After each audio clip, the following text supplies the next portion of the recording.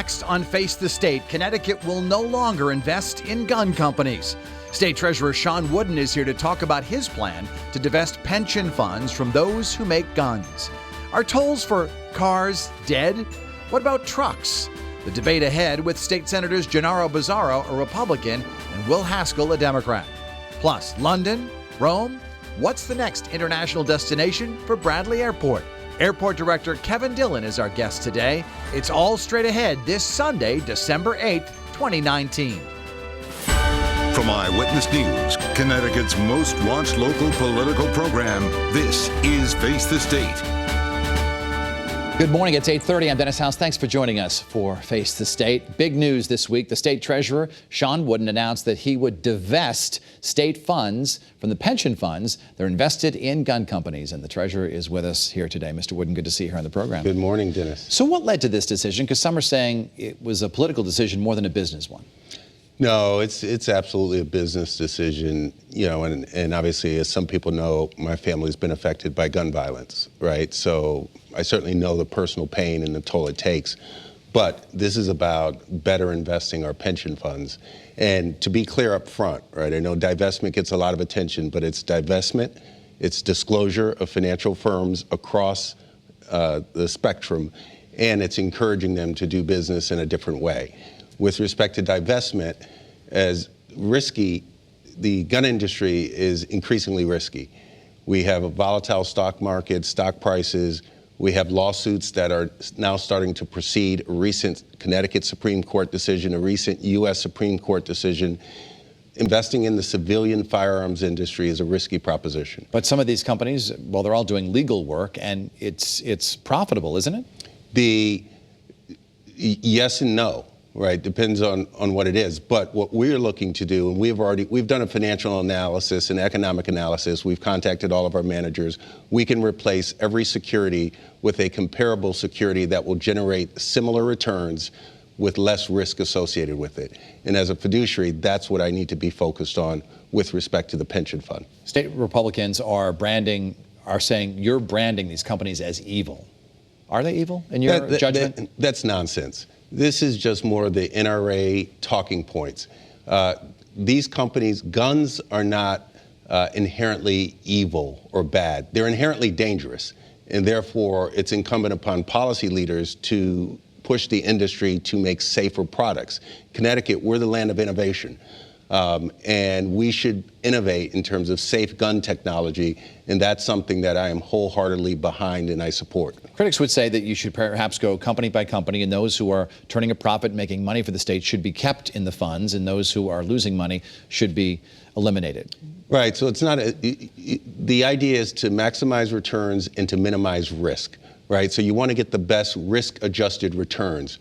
We can get the same returns with lower risk associated with the securities by replacing them all, 100% of the securities. So there are 17, we're using an independent index that says there are 17 companies that are in this business. 5 of them are within our portfolio, representing roughly $30 million. And we've done the analysis. There will be no harm to our portfolio. I've spent all year talking about de-risking. I've hired a chief risk officer for the first time in the Treasury's history.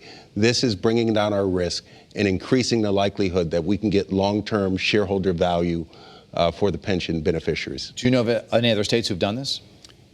Some states have done it in bits and pieces in terms of the divestment component. This includes divestment.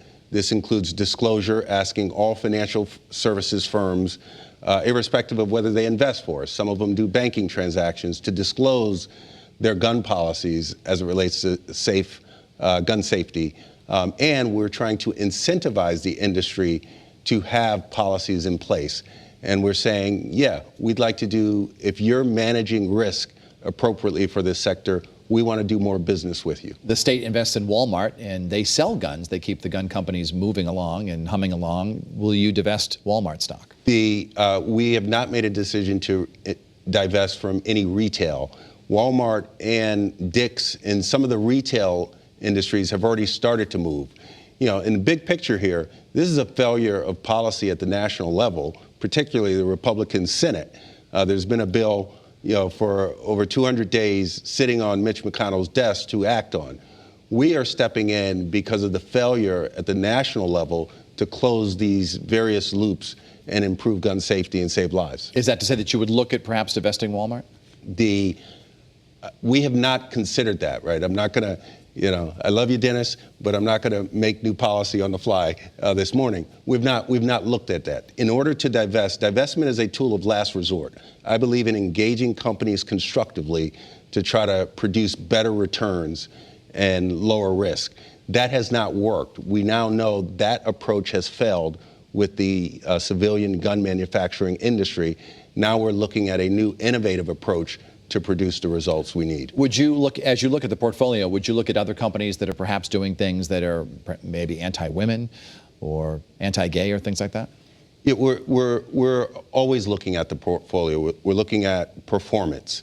We're looking at risk, right? If performance is poor, if risk gets too high, we'll absolutely look at it. When we had you on here shortly after you were elected, you said there were some things that needed to be fixed, and some of them were the investments and keeping track of the money coming in.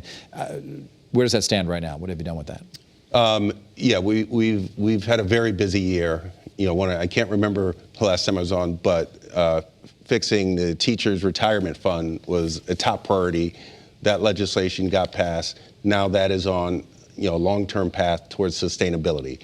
So that's been done. With respect to our investment operation overall, we have rebuilt it substantially with personnel. We are looking at, we've revamped the investment policy guidelines and our asset allocations. I mentioned de-risking. We've done that. How are millennials and their attitude towards spending impacting future investments by the state? Obviously, there are some companies that will do well by millennials, and others, they're simply products they don't particularly like to buy. Well, I think the issue with millennials, that's going to hurt our state generally in terms of what they spend and in terms of how many stay here, right? So on the investment side, that's not something that we spend a lot of time looking at.